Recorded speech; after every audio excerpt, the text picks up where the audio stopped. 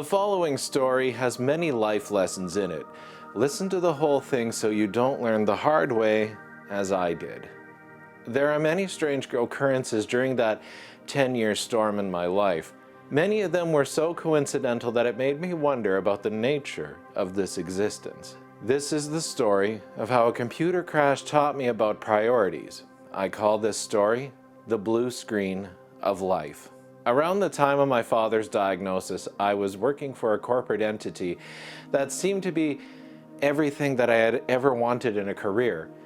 At first blush, they were fun and innovative and seemed to embrace a hip and cool culture. At least, they seemed to be. A few weeks after I started, I was still in the honeymoon phase with the company and loved everything about it. It was around that time that a female coworker of mine asked me how I was enjoying my new job. I then proceeded to sing the praises of the office like everyone else did in every meeting. She said, "Yeah, I was like that too." But then I learned that this is an old boys club. At first, I found this hard to believe. I mean, this company sang its moral virtues relentlessly from the rooftops, and I believed them. While I respected this coworker's opinion, I needed to see evidence of this. I mean, this could have been a simple case of a disgruntled employee poisoning the well. But over the next 2 years, let's just say that I would discover that not only was she correct, but she had actually understated the depths of it all. It is profoundly disappointing when something you really liked reveals itself to be something untoward. One of the lessons here is that anytime something or someone continually and unabashedly extols their virtues, you might want to investigate a little closer. They likely have something to hide. Those misplaced values at that company wouldn't affect me directly until my father's diagnosis.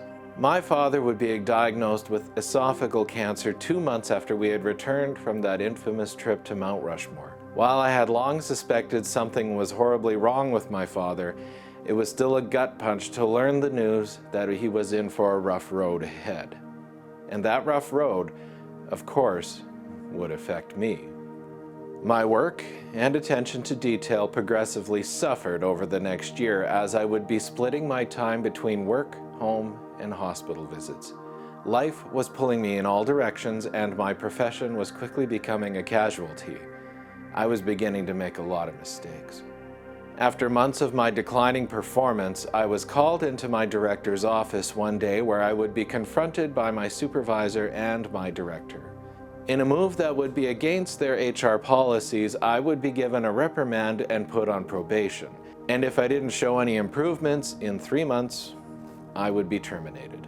No verbal warning, no written warning, just straight to a reprimand and probation. I would learn months later that this maneuver was not uncommon, as the previous employee in my position had successfully sued them for wrongful dismissal. Had I been terminated, I had a solid case based on precedents. I mean, labor courts knew them already. However, sitting before the powers that be, I was a defeated person who didn't have the mental real estate to fight them. "My heart isn't in this anymore," I said. "My dad is dying of cancer, and I'm trying to do everything to save his life."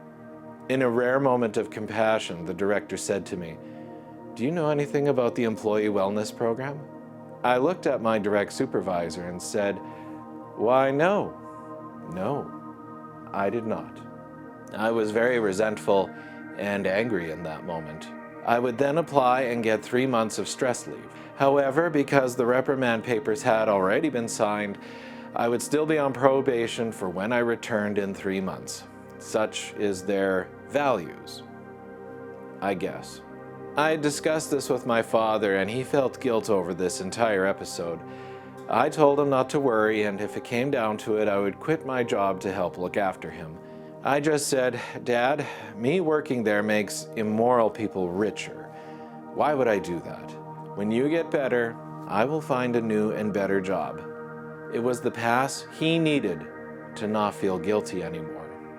My last day at the office was a strange one. A coincidental event would occur that would affect me in a profound way. I was going to spend the day transferring files to my supervisor to help the temporary employee who would be hired to replace me. I didn't have to do this, but I offered to do it. While working on this, my laptop needed to do an update. I thought sure, I clicked OK and let the computer go through its update. I kept thinking in my head that I have to get this all done before the end of the day. I'd stay late if I had to. At the time, it was the first hour of the day and it looked like it was going to be a long day.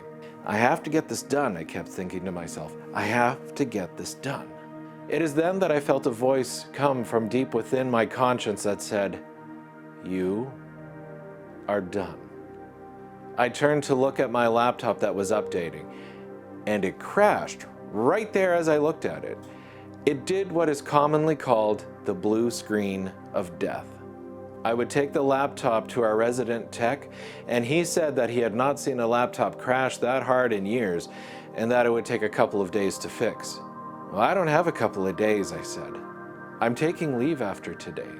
He smiled and said, "Well, your day is done. I'll see you when you get back."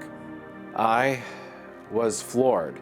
I wasn't going to get done what I needed to get done, and I don't like leaving loose ends, and this didn't sit well with me at all. While the company I worked for might not have had a sense of honor, I still did. Near the end of my 3-month stress leave, my father's situation remained unresolved, and my caregiving would have to continue. As they wanted me to return to the office and resume my work, as well as my punitive probation, I submitted my letter of resignation. And wouldn't you know it, my father would pass 3 days later. I not only lost my father, but I also lost my job.